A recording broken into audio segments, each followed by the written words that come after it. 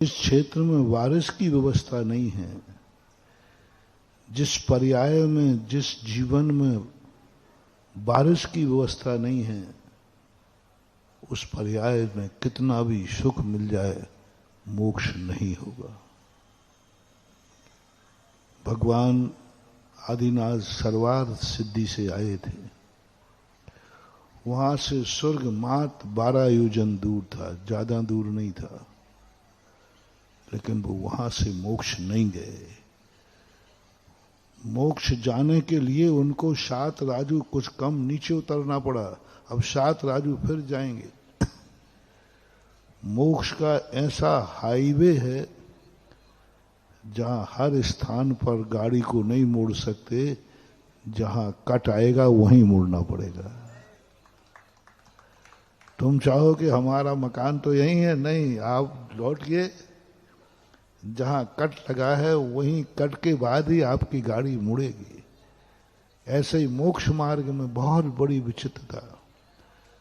बिल्कुल पास में ही मोक्ष था, 12 योजन क्या लगता है, लेकिन ये मोक्ष का हाईवे बोले बीच में नहीं घुस सकते आप।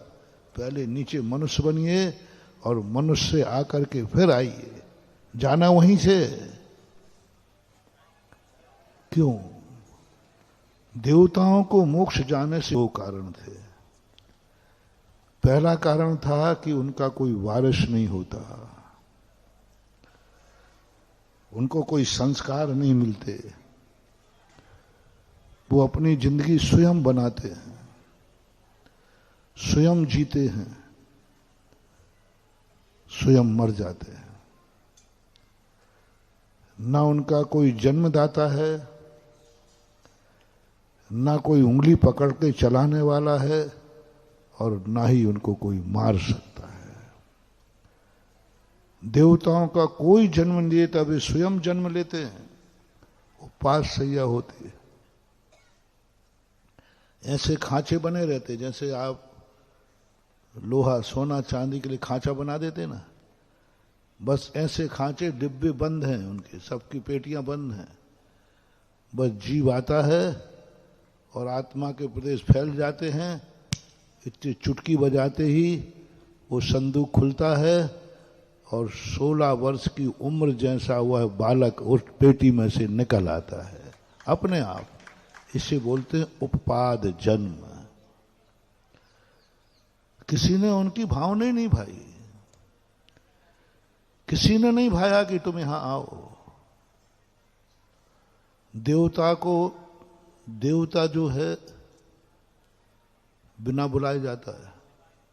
देवता में जितने जन्मते थे वहां कोई इंतजार करने वाला नहीं, कोई बुलाने वाला नहीं, कोई पूछने वाला नहीं, जाके व्यक्ति अपने आप जन्म जाता है। जन्मने के बाद फिर भले लोग पूछने लग जाते हैं, कोई नहीं करता। कोई वारिस नहीं है, किसी ने जन्म नहीं दिया, उनका जन्म हो गया। जिनके जन्म हो जाते हैं वे ऐसे ही हैं मोक्ष मार्ग की कक्षा में, जैसे जंगल में घास फूस उगाया, वो किसी काम का नहीं है, वो पशुओं के काम का है। जो फसल मनुष्य खाते हैं वो अपने आप उगती है कि उगाई जाती है। आप देख लो, जो जो चीजें आप खाते हो वे कभी उगती नहीं है, उगाई। गेहूं, चना, दाल, जो भी भोजन जिसे अपन कहते हैं, सब्जियां अपने आप नहीं उगती, इनको उगाना पड़ता है। और जहां उगना है वहां पहले से उस खेत को तैयार करना पड़ता है। जो कल कहा था, किसान कितनी मेहनत करता है, कितना परिश्रम करता है, तब वह उसमें बीज बोता है, उसकी सुरक्षा करता है, उसको संरक्षित करता है। उससे आया हुआ फल मनुष्य खाता है, ये ध्यान रखना। मनुष्य की विशेषता कम बता रहा हूं। मनुष्य पसीने की कमाई खाता है, शुद्ध खाता है। हम महाराज लोग भी देवताओं से आहार नहीं ले सकते। उनके पास क्या भोजन नहीं है दे सकते। मैंने कई बार कहा, यदि देवताओं को हम लोगों का आहार देना सौंप दिया जाता तो हम लोगों को बहुत बड़ा फायदा था। अंतराय तो कभी आते ही नहीं, क्योंकि देवताओं के कभी बाल नहीं झड़ते। बाल झड़ेंगे नहीं, बाल आएगा नहीं। उनके बाल होते ना फिक्स होते, एक बाल भी कभी झड़ता नहीं है, तो बाल आएगा नहीं। जीव आ नहीं सकता था, क्योंकि उनको अवध ज्ञान है। हमारे जाने के पहले आंख बंद कर लेते, कहीं भोजन में गड़बड़ तो नहीं है, वो हटा देते, अंतराय नहीं आता। और वे अवध ज्ञान से जान लेते कि महाराज आज आएंगे कि नहीं आएंगे, उसी दिन चौका लगा लेते।